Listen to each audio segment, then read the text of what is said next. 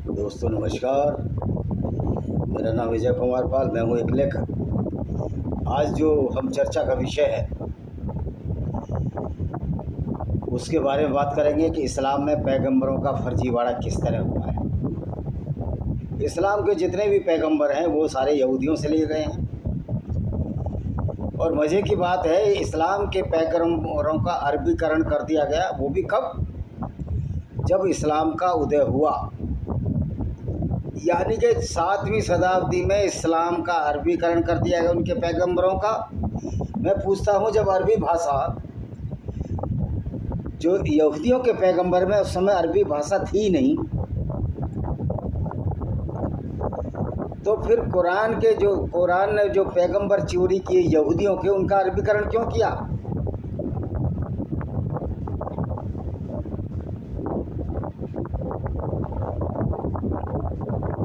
क्या राम के नाम का अरबीकरण किया जा सकता है?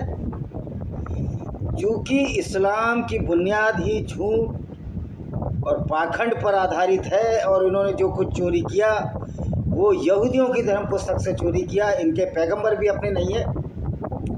और जो अरबी है, जिस भाषा में कुरान लिखी गई, वो कोई 2,500-3 हज़ार वर्ष पूर्व वो भाषा ही अस्तित्व में आई।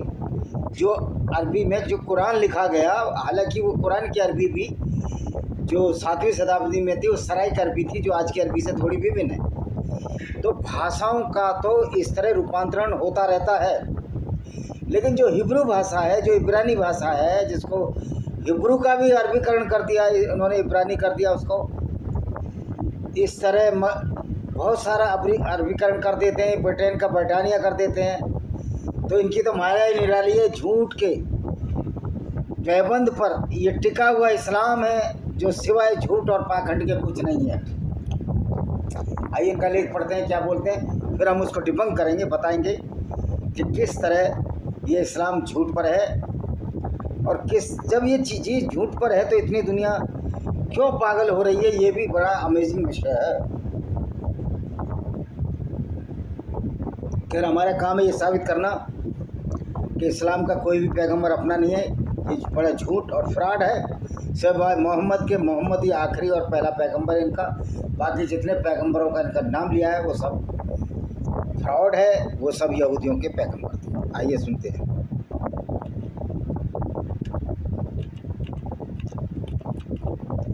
ये क्या कहता है? दूत नबी, ये छोड़िए नबी दूत, ये आपको छोटी छोटी बातें नहीं बताएंगे। इमाम लोगों के रहमाने करने रसूल। नबी वो होते हैं मुतनब्बे करने वाले, यानी लोगों को अल्लाह की तरफ बुलाने वाले। रसूल जो प्रजाहित के लिए सही रास्ता दिखाते हैं अल्लाह की तरफ से। पैगंबर पैगाम लेकर आए। तो मोहम्मद को पैगंबर कहा जाता है, तो जो मोहम्मद तो रसूल की कसौटी पर भी खरा नहीं उतरता है। क्योंकि लोगों को अल्लाह की तरफ बुलाने के लिए पहले इस बात की जानकारी होनी चाहिए कि वास्तव में अल्लाह है। तो मैं कहता हूँ कि अल्लाह है ही नहीं, मैं क्या। इनकी कुरान ही कहती है कि अल्लाह एक अज्ञानी है, अल्लाह एक मूर्ख है। और उनकी कुरान की आयतों में साबित होता है कि अल्लाह मूर्ख है, जबकि इस्लाम के अनुसार अल्लाह सर्वज्ञ है, तत्वज्ञानी है, सब कुछ जानने वाला है। लेकिन कुरान ये साबित करती है अल्लाह सब कुछ जानने वाला नहीं है। तो ये बहुत बड़ा धोखा हमारे मुसलमान भाइयों के साथ हुआ। एक ऐसे झूठे अल्लाह की इबादत कर रहे हैं जो अल्लाह है ही नहीं। इसको हमने अपनी वीडियो में साबित किया, पुरानी वीडियो में। इस पर ज़्यादा चर्चा नहीं करेंगे। आप पुरानी वीडियो देखिए, लगे हुए हैं वीडियो, कि अल्लाह एक फैलेसी, एक काल्पनिक पात्र है। तो इसके बारे में हम चर्चा नहीं करेंगे। ये गारंटेड है कि अल्लाह एक काल्पनिक पात्र है। अच्छा, जो पैगंबर होते हैं वो ऐसा होता है जो सही रास्ता दिखाने के लिए अल्लाह द्वारा भेजे गए हैं। तो बेस ख़त्म हो जाता, अल्लाह है ही नहीं। तो पैगंबर सही रास्ता कैसे दिखाएगा? मान लिया अगर कोई पैगंबर सही भी रास्ता दिखा रहा है, तो वो अल्लाह के बूते पे नहीं, अपनी बुद्धि के रास्ते पर, बुद्धि पर चलकर रास्ता दिखा रहा है। जिस तरह कबीरदास ने ना तो अल्लाह को माना, ना मुल्ला को माना, ना पंडित को माना, सबकी वो धुलाई करके चले गए कबीरदास। तो सही मायने में कबीरदास ऐसे व्यक्ति थे जिन्होंने धर्म के पाखंडों को पहचाना और ये जो सो कॉल्ड, मैं हिंदुओं को भी नहीं बकसने वाला, वो तुम्हारे यहाँ जाति का जब वो ही नहीं है, कॉन्सेप्ट ही नहीं है जन्म के आधार पर, तो क्या तिलक लगाने से आप खाली तिलक लगाने से ब्राह्मण बन जाओगे अगर ज्ञान नहीं होगा? खाली तलवार रखने से और तलवार चलाने का आप ज्ञान नहीं है क्षत्रिय बन जाओगे?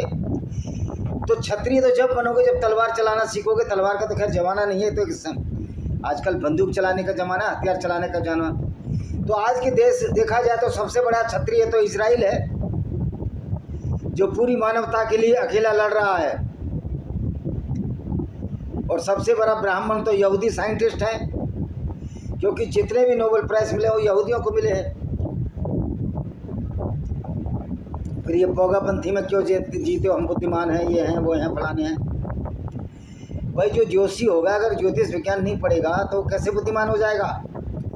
खाली जन्म के आधार पर हम बुद्धिमान होने लगे तो हमारे देश की ये जो बेड़ा गर्क हो रहा है इसी की वजह से हो रहा है।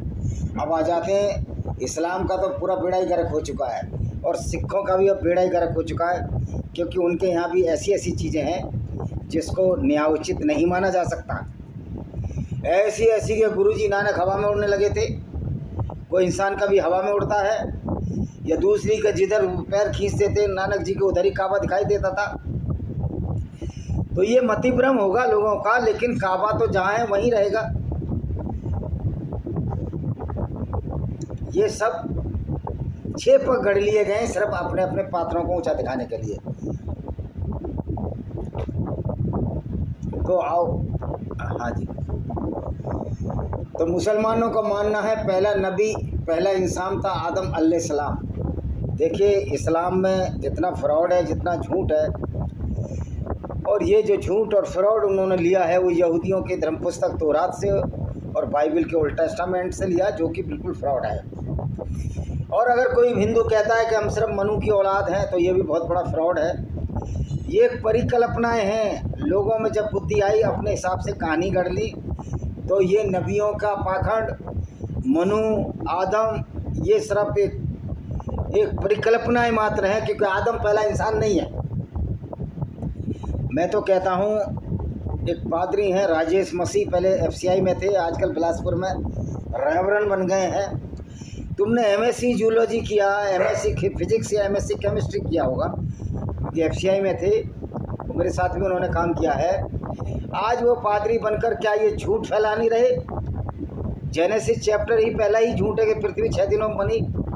तो जब हम इतनी बड़ी बड़ी डिग्रियां लेकर इन पाखंडी मान्यताओं को मानते हैं, तो मेरा तो ये कहना है कि क्या आपने वो डिग्री इस आधार पर ली? आपने जूलॉजी पढ़ी होगी ज़रूर, BSc तक तो बायोलॉजी रहती है। तो क्या आपने ये लिखा कि हम सब आदम की औलाद है, या हिंदुओं ने ये लिखा हम सब मनुओं की औलाद है? क्योंकि विज्ञान ने इन सब धर्मों के पाखंड को और फ्रॉड को उजागर कर दिया सबके सामने। लॉजिकल बात चलती है। अध्यात्म एक अलग चीज़ है, अध्यात्म में लोगों की बराबरी, समानता का भाव हो। और मज़े की बात है, किसी भी धर्म में समानता का भाव अगर लिखा भी है वेदों में, तो आज ये जन्म से जाति वाले लोग उस समानता के भाव को दूषित कर रहे हैं। और हिंदू धर्म की वाट लगाने में यही लोग जो अपने आप को ब्राह्मण, क्षत्रिय, शूद्र और पता नहीं क्या क्या जाने अपने आप को वैश्य घोषित करते हैं, ये सही मायने में हिंदू ही नहीं है, ये सारे नकली लोग हैं। इनको कोई पता नहीं सनातन वैदिक धर्म क्या और अध्यात्म क्या है। तो ऐसे मूर्ख लोगों से हमेशा बचो।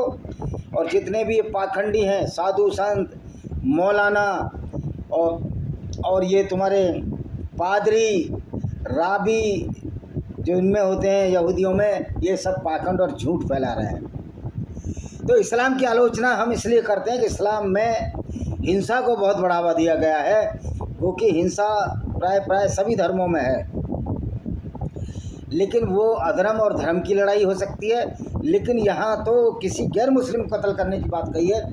इसलिए मानवता के रैंक में इस्लाम सबसे नीचे आता है, यानी कि ये मानवता की इसके पास रैंकिंग की नहीं है।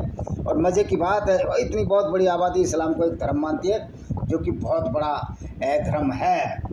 देखिए यहूदियों में 48 नबियों का जिक्र है, और मज़े की बात है जितने भी 48 नबी हैं वो सारे के सारे ईसाई धर्म के कई नबियों का जिक्र कुरान में। यहूदियों का इनका कोई अपना वो है ही नहीं।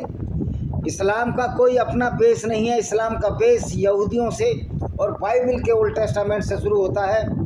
यानी कि इस्लाम एक ऐसा बेबैंदी की आइडियोलॉजी है जिसका कोई अपना एग्जिस्टेंस ही नहीं है, और जो झूठ यहूदियों ने और बाइबल में परोसे गए, इन्होंने उसको जस का तस अपना लिया। अब ये कहते हैं कि पैगंबर जो होता है अल्लाह का रास्ता दिखाता है। अगर यही अल्लाह का रास्ता है कि लोगों से, अब अल्लाह का रास्ता कौन सा है ये बता रहा हूँ। देखिए, मुसलमानों का मानना अल्लाह के अवतरण में गई कुरान को अल्लाह द्वारा संरक्षित और किसी प्रकार भी भ्रष्टाचार से मुक्त है। इस्लाम कुरान से बड़ी तो कोई भ्रष्ट किताब ही नहीं है। जो गैर मुस्लिमों को कत्ल करने की बात कहती है, गैर मुस्लिमों को लूटने की बात कहती है, ये अपने अकीदे हैं। मान ना मान मैं तेरा मेहमान, तुम मानते रहो, तुम अच्छे हो, लेकिन कुरान को पढ़कर उस पर चलने वाला कोई भी व्यक्ति, इंसान अच्छा हो ही नहीं सकता, क्योंकि कुरान सबसे बड़ी क्रिमिनोलॉजी की किताब है, यानी कि आदमी को क्राइम की तरफ बढ़ाती है। सूरा देखिए, कुरान में काफिलों के खिलाफ हिंसा की बातें करने वाली कुछ आयत हैं। पहले मैं वो बता दूं कि जितने भी सारे पैगंबर हैं सिवाय मोहम्मद के सारे यहूदियों से लिए हैं, और जिस समय का ये पैगंबर का समय है उस समय हिब्रू भाषा थी, अरबी थी नहीं, क्योंकि इस्लाम से करीब 4-5 हज़ार साल पुराने ये सारे धर्म है। 2,500 से 3,000 साल पुराने तो है ही। अगर सनातन वैदिक धर्म को मान लिया जाए, वो 5 या 6-7 हज़ार साल पुराने या 10 साल हज़ार, तो इतना उस समय ये अरबी नहीं थी। जब अरबी नहीं थी तो डेविड का इन्होंने दाऊद क्यों किया, इब्राहिम का इब्राहिम क्यों किया, एडम का आदम क्यों किया, आरोन का हारून क्यों किया? क्योंकि वो पैगंबर तो हिब्रू भाषा में उनके नाम थे, इब्रानी या इब्रानी भाषा में नाम थे, तो उनका नाम आपको अरबीकरण की क्या जरूरत पड़ी? इसका मतलब आपने जितने भी पैगंबर हैं सिवाय मोहम्मद के, वो यहूदियों की धर्म पुस्तक से चुराए हैं, और उसका अरबीकरण क्यों करना था? अब यहाँ मजबूरी फंसती है, क्योंकि इस्लाम लोगों द्वारा गढ़ाया हुआ आइडियोलॉजी है। एक आयत इन्होंने, मोहम्मद ने अपने दिमाग से उतार ली, कोई ऊपर से अल्लाह वल्लाह की किताब नहीं है कि ये किताब मैंने तुम्हें, अल्लाह ने कहा है कि ये किताब मैंने तुम्हें अरबी में दी है जिससे कि आप आसानी से समझ सको। तो ये किताब जब अरबी में दी है आसानी से समझ सको, तो वो पैगंबर जो कि इस्लाम ने चोरी किए यहूदियों से, उनके नाम तो अरबी नहीं है। मोसेस का नाम है, निकाला गया इब्रानी भाषा में। इसी तरह मैंने कल अब्राहम का बताया था इब्रानी भाषा में क्या मतलब है। तो ये लोग तो अरबी भाषा के लोग नहीं हैं, और ये अरबी के जानकार भी नहीं थे। फिर इनके नामों का अरबीकरण कैसे कर दिया? मरने के बाद तो किसी का नाम कुछ भी बदल दो, ब्रिटेन का ब्रिटानिया कर दो, जिस तरह करते हैं उर्दू नसीम हमारे हिंदुस्तान के मुसलमान भाई। और मज़े की बात है, मूर्खता का ये पैमाना है, तौकीर रजा उसी इस्लाम जो एक फ्रॉड है उसके आधार पर गिरफ्तारी दे रहा है। कह रहा पहले दिन कौन से कितने, पहले दिन 72 लोग गिरफ्तारी देंगे, क्योंकि 72 उरें होती हैं। फिर अगले दिन 313, क्योंकि 313 मुसलमान थे जब यहूदियों से लड़ रहे थे, जंग बदर हुई थी शायद वो। और उसके बाद हम 917 देंगे। 917 का भी कोई मतलब होगा? यानी कि सारा इस्लाम का जो खंबा है वो सारा का सारा यहूदियों की धर्म पुस्तक पर टिका है। अगर यहूदियों का माल कुरान से हटा दिया जाए तो कुरान कुछ बचती ही नहीं। कुरान सिर्फ मोहम्मद के सिवाय और गैर मुस्लिमों को कत्ल करने के सिवाय कुरान में कुछ नहीं बचता। दूसरी बात, जब यहूदियों के पैगंबर आपके पैगंबर हैं, तो आप यहूदियों और ईसाइयों को कत्ल करने की बात क्यों कहते हो? क्योंकि यहूदी और ईसाइयों और सामरियों का नाम कुरान में है, ये पीपल ऑफ बुक है, तो इनको कत्ल करने की बात क्यों कहते हो? तुम्हारे पैगंबर एक, सब कुछ एक, क्यों कहते हो? क्योंकि तुम्हारे अंदर एक फ्रस्ट्रेशन है, तुमने सब कुछ चोरी का माल है, और ये साबित करने की कोशिश करते हो कि हम ही सबसे बड़े पैरोकार हैं, इस्लाम ही सबसे पुराना धर्म है।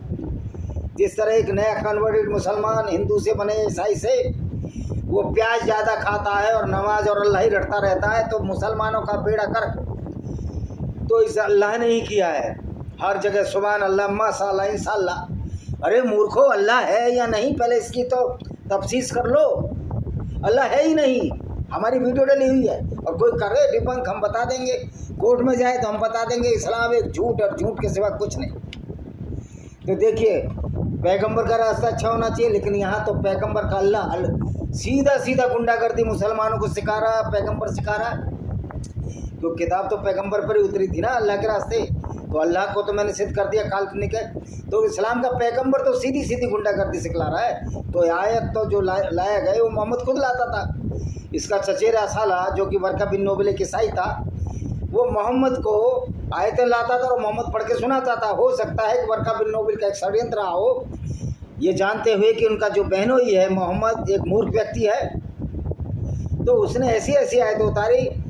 वर्का बिन नोबल को भी पता था, वो एक ईसाई था मरते दम तक, कि मोहम्मद का बेड़ा गर्क मुझे ही करना है, क्योंकि ये यहूदी और ईसाइयों का बेड़ा गर्क कर रहा था। यही काम मुआविया ने किया जो अबू सुफियान का लड़का था। उसके बाद यजीद अबू सुफियान का पोता, मुसलमानों को वो मार मारी क्योंकि उसके पुरखों को ज़बरदस्ती मुसलमान बनाया गया था, ये बदला लिया, इसलिए करबला का युद्ध हुआ। तो इस्लाम तो एक ऐसी आइडियोलॉजी है जहाँ और न छोर खाली हवाई फैर, सिर न पैर खाली हवाई फैर। तो सूरा 2 देखिए पैगंबर का रास्ता क्या है। चैप्टर 2 सूरा अल-बकरा आयत नंबर 191 क्या कहती है? और उनसे जब तक लड़ो जब तक फितना अत्याचार शेष न रह जाए। ओ भाई, अत्याचार तो तुम हो, सबसे बड़ा अत्याचार तो इस्लाम को मानने वाला है, तो पहले इनको कत्ल करना जरूरी है। जो इस्लाम को मानकर दूसरों पर कत्ल करते हैं, ऐसी कोई आयत किसी धर्म पुस्तक में नहीं मिलेगी, क्योंकि धर्म पुस्तक कत्ल गारत की बात नहीं करती। ये इस्लाम एक वाहिद आइडियोलॉजी है जो इंसानियत के एकदम खिलाफ है, और ये पागल हुए जा रहे हैं कि हमको गजवाई हिंद करना, ज़्यादा बेटा कुछ नहीं करना। तुम्हारा अल्लाह जो है, तुम अल्लाह की तशरीफ में जाओ, अल्लाह नाम की कोई चीज़ नहीं है। पैगंबर कुछ नहीं बिगाड़ सकता किसी का, क्योंकि पैगंबर ही नहीं था, वो तो एक लुटेरा था, वो तो क्रिमिनल सर्टिफाइड अपराधी था जो उनकी किताबों से वर्णित होता है। तो देखिए क्या कहता है, और दीन पूरी तरह अल्लाह के लिए ना हो जाए, यानी कि पूरी दुनिया में मुसलमान फैल जाएं वे, और यदि वे बाज आएँ तो जालिमों के सिवा किसी प्रजाति की बाज आएँ, यानी कि इस्लामिक गुंडागर्दी में घुस जाए तो उनको छोड़ दो। सूरह चैप्टर 4 अल-निसा 89 आयत क्या कहती है? वे चाहते हैं कि जिस तरह से तुम इनकार करते हैं उसी तरह तुम भी इनकार करो। अल-निसा नहीं है, चैप्टर 7 सूरह अनफाल है ये। अल-निसा तो 8 है शायद, जो औरत के ऊपर है। ताकि तुम सब एक जैसे हो जाओ, तुम्हें किसी को अपना मित्र न बनाओ जब तक कि वो अल्लाह के मार्ग पर हिजरत ना करें, यानी कि जब तक वो मुसलमान ना मरे उनको अपना मित्र ना बनाओ, और हर घात की जगह उनकी ताक में बैठो, और यदि तौबा कर ले और नमाज कायम करते हैं, ज़कात देते हैं, मार्ग छोड़ दो, निश्चय ही अल्लाह बड़ा क्षमाशील दयावान है। हर घात में ताक में लगा कर बैठो, और उन्हें जहाँ पाओ कत्ल करो, उनमें से किसी को अपना मित्र सहायक ना बनाओ, उन लोगों से लड़ो। ये चैप्टर 9 अल-तौबा की 29। जो अल्लाह और अंतिम दिन पर ईमान नहीं लाते, न अल्लाह और उनके रसूल द्वारा हराम किया अल्लाह को हराम मानते हैं, उन्हें सच्चे दिन को समझ, उन लोगों से लड़ो जो इस्लाम को नहीं मानते। तो आपने देखा कि जो अरबी के जो पैगंबर हैं सारे फर्जी हैं, इस्लामीकरण किया गया है, जबकि जितने भी पैगंबर थे उनके नाम हिब्रू भाषा में थे। अब डेविड का दाऊद कैसे कर लिया, ये तो तुम्हारा अपना सोच है। इब्राहिम का इब्राहिम कर लिया, सबका अरबीकरण कर दिया, नाम को बदल दिया। तो इससे सिद्ध होता है कि इस्लाम एक फर्जीवाड़ा, एक ढोंग और पाखंड है, और एक सर्टिफाइड क्रिमिनल विचारधारा है। और जितना भी इनके नबी थे वो सारे के सारे यहूदियों के नबी थे, क्रिश्चियन के नबी थे, ईसाइयों के नबी थे, जैसे जीसस है उनका। और मोहम्मद सल्लल्लाहु अलैहि वसल्लम साहब जो लोगों को लूटा करते थे, काफिला लूटा करते थे, औरतों को आपस में भेड़ बकरियों की तरह बांट देते थे, और औरतों को बाजारों बेचकर उससे घोड़े और हथियार खरीदते थे, ऐसे सल्लल्लाहु अलैहि वसल्लम ये अकेला ही तुम्हारा आखिरी पैगंबर है इस्लाम का, और कोई पैगंबर इस्लाम का नहीं है। वो सारा झूठ और फराड गढ़ाया गया है मोहम्मद के पास, जो अब्बासिद खलीफाओं के ज़माने में, ये साबित करने में कि हमारा इस्लाम तो यहूदी और ईसाइयों से भी पहले का है। और पर ये साबित करने के चक्कर में, इस्लाम को ताकतवर दिखाने के चक्कर में वो किताबों में ऐसी ऐसी बातें लिखवा गए जिससे इस्लाम की आज थूथू हो रही है। कुरान एक सबसे बड़ी क्रिमिनोलॉजी की किताब है, ये अपराध शास्त्र की बुक ये सिखाती है कि कैसे लोगों को कत्ल करना है, और मदरसों में कुरान पढ़ाई जाती है। इसलिए मैं कहता हूँ कुरान जो मदरसे हैं झूठ पाखंडवाद और आतंकवाद के अड्डे हैं। तो मेरी किताब पढ़िए, नई वाली आई है, lament of Sinjar by Vijay Kumar Pal. दूसरी और पढ़िए, वो भी रिसेंट है, lament of Sinjar tears of Yazidi women by Vijay Kumar Pal. ये बहुत सारी किताबें हैं, आप देखिए, पढ़िए, सुनिए। इसी के साथ मैं इस वीडियो को विराम देता हूँ। वंदे मातरम, जय हिंद, आपका दिन शुभ हो।